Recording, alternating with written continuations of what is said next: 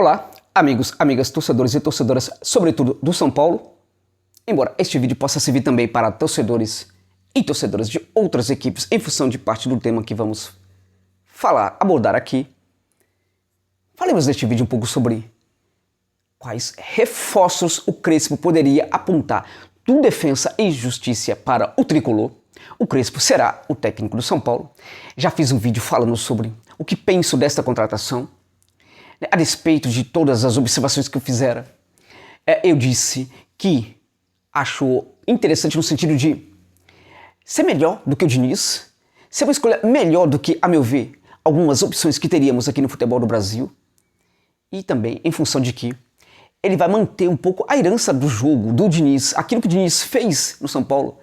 Vocês podem achar que talvez não tenha sido algo muito interessante, enfim, mas tem coisa boa ali. Mas o fato é que os jogadores estão, mais ou menos todos eles, voltados para um tipo de jogo, para um modelo de jogo. O Crespo vai seguir com essa herança e, na minha opinião, vai melhorar isso, porque ele vai trazer ideias para aperfeiçoar aquilo que o Diniz estava fazendo no Tricolor. A questão que fica agora é mais ou menos a seguinte: quais são os reforços que o São Paulo vai precisar contratar para ajudar o Crespo a reconstruir o moral da equipe, fazer com que o São Paulo consiga novamente trilhar o caminho dos títulos, das conquistas. Porque, gente, a torcida tricolor tem sofrido demais nesses últimos anos, em função das atitudes, digamos assim, da sua gestão, que não tem ajudado muito a equipe, Então, eu já fiz um vídeo sobre isso, 8 jogadores de lado de campo que poderia potencializar, melhorar, ajudar o Crespo na equipe do São Paulo. Deixarei aqui na descrição deste vídeo. Mas quais são os jogadores que o Crespo poderia indicar para o São Paulo do Defensa e Justiça, minha gente? Quais? Antes de continuar, rapidamente, gostaria de pedir para vocês uma coisa, que eu geralmente não faço, as pessoas têm me criticado muito por isso, que é pedir likes para os meus vídeos. Pedir para vocês que se inscrevam no canal caso não seja inscrito ainda. Eu não faço muito isso, mas as pessoas têm falado para mim: Josa, você precisa pedir likes. Eu fui acompanhar alguns vídeos por aí de outros canais e percebi que a média de likes em relação, inclusive a comentário, a proporção é muito mais interessante do que no meu caso.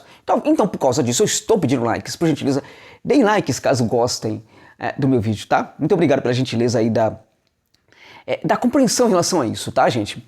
Bom, vamos lá então falar sobre os jogadores do Defensa que poderiam chegar para o São Paulo.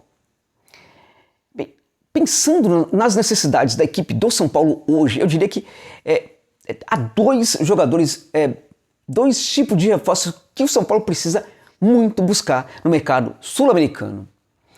Um deles é um jogador de lado de campo. Aí, no caso, não um apenas, mas muito mais do que um jogador.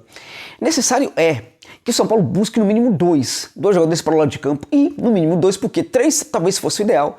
Um jogador que joga dos dois lados do campo, para ser um possível reserva caso um dos titulares se lesione ou vá para alguma seleção ou coisa parecida. O São Paulo de fato precisa de jogadores desse jeito, com essa característica.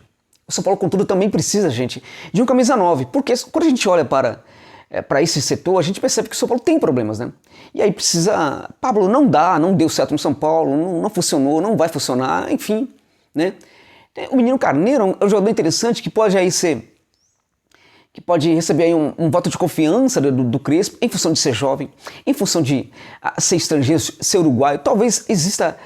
talvez fique muito mais fácil a adaptação do Carneiro agora, essa longa adaptação do Carneiro agora ao São Paulo. Acho que uma chance ao Carneiro é interessante, mas o São Paulo precisa também de um 9. Eles, assim como o Pablo, não deu certo, e o São Paulo precisa de um camisa 9. Ao mesmo tempo, o São Paulo precisa de jogadores que não sejam muito caros, porque o Tricolor não tem tanto dinheiro assim para investir. Então vamos pensar então aqui alguns nomes.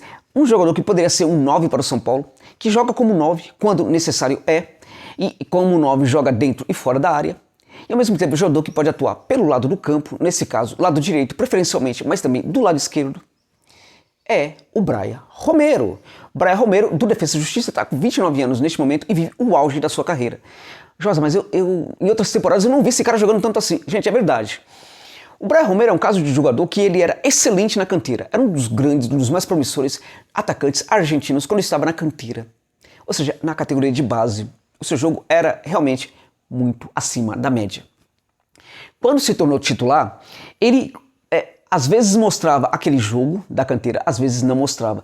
Com o tempo passou a mostrar um bom jogo dentro de campo, que não era necessariamente aquele jogo da canteira, em outros momentos um jogo mais ruim. Então ele alternou altos e baixos, entre outras coisas porque acabou indo para clubes aí, passou por clube complicado como o Independiente, né, que é um clube em que ninguém consegue ter paz para jogar, ter paz, ter tranquilidade, enfim, o Independiente é um caso para estudo, né?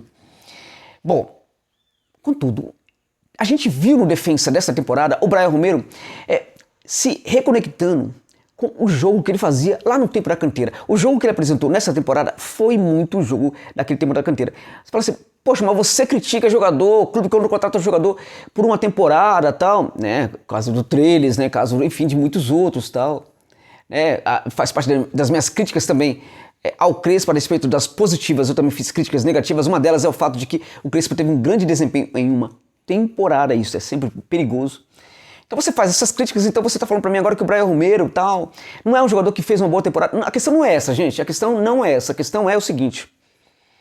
Quando ele fez uma boa temporada, o que ele apresentou dentro de campo é algo muito novo, diferente de tudo que ele já fez? Ou é algo muito próprio do que ele já fez antes? Este é o caso. Este é o ponto. O que o Brian Romero jogou nessa temporada pelo Defensa e Justiça é algo que ele já fez em algum momento da carreira dele. Ou seja, ele tem esse potencial, ele tem essa condição de jogar. O que a gente percebe, portanto, é que condições não o ajudaram muito a fazer isso.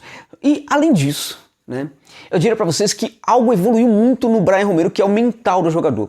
Hoje é um jogador muito mais focado dentro de campo, com a capacidade de ter, de lidar bem com as temperaturas do jogo, né, e sabe apresentar soluções para sua equipe nos momentos difíceis. Quando a sua equipe está vivendo uma situação difícil, o Brian Romero é aquele jogador de personalidade que costuma aparecer para ajudar ou até mesmo para resolver os problemas da sua equipe.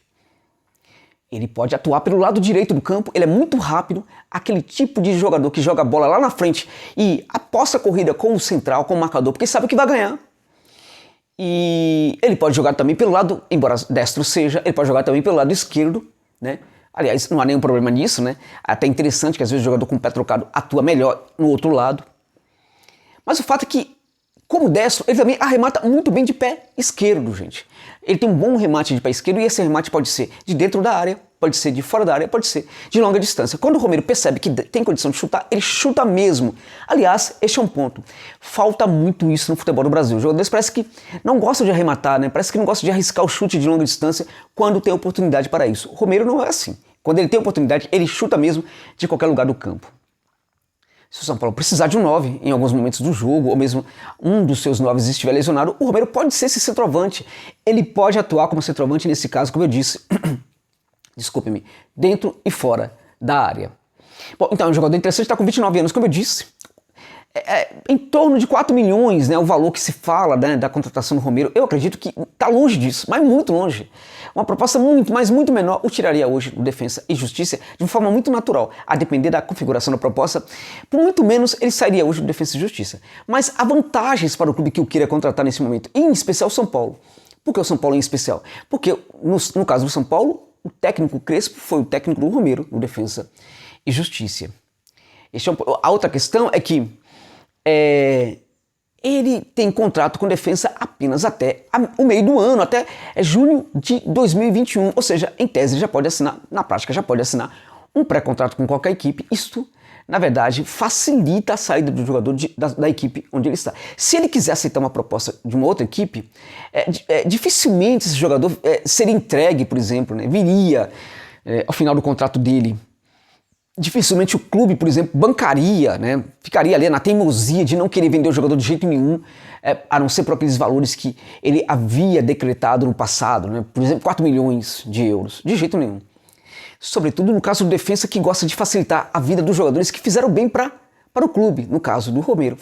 Né, ele fez muito bem para o Defensa e Justiça. Há um agradecimento em relação ao que o Romero fez, e nesse sentido, os dirigentes do Falcão de Varela não dificultaria a saída desse jogador. Brian Romero seria uma excelente contratação, a meu ver, ao menos em tese, para o tricolor. O zagueiro Adonis Frias tem 22 anos, é da canteira do Defensa e Justiça. Essa canteira do Defensa é muito interessante.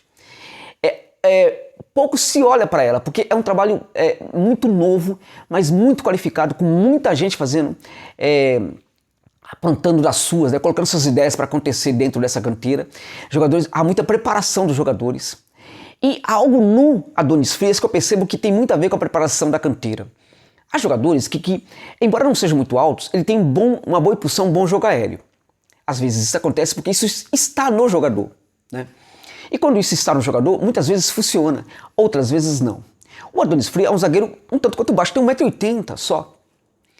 Mas ele é excelente no jogo aéreo, tem um tempo de bola, uma impulsão incrível, né?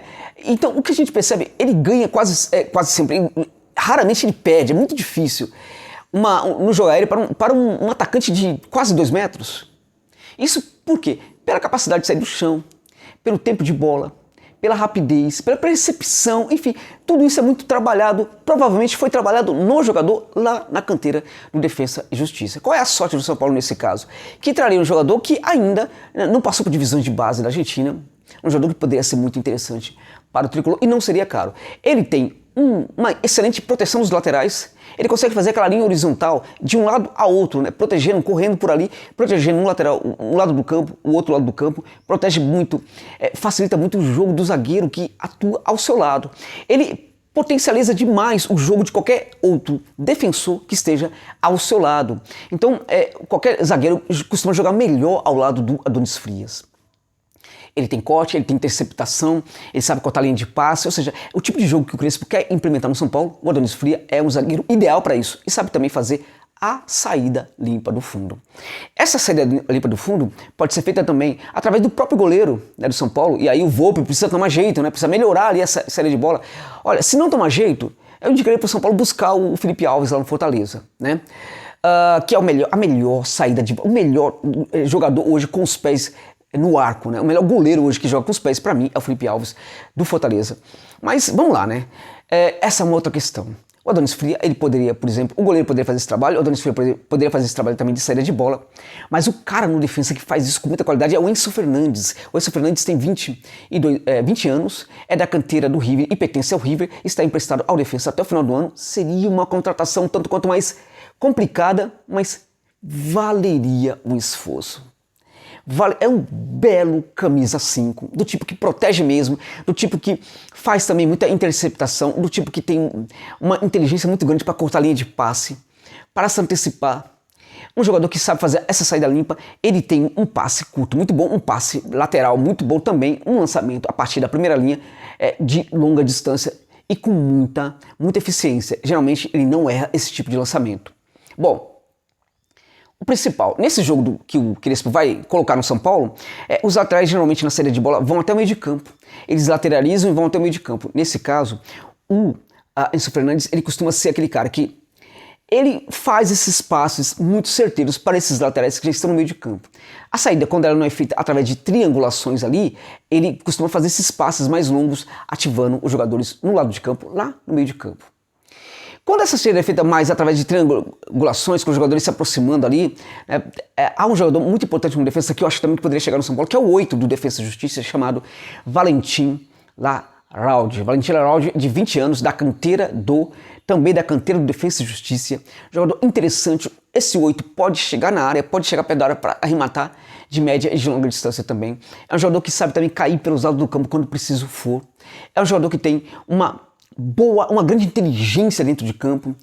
Para ser jovem, com 20 anos e jogar como joga no Defensa, ele mostra, por exemplo, que também foi muito preparado na canteira de Florencio Varela. Então esse jogador, Valentim Larralde, também hoje ele seria um dos mais baratos de todos esses daqui. Muito barato, gente. E tanto o Adonis Frias, como Enzo Fernandes, como o Valentim Larralde, seria também não somente opções para um grande investimento no futebolístico do tricolor, mas também opção para investimento financeiro, para um ganho financeiro em curto prazo, porque esses jogadores vão valer muito dinheiro em pouco tempo.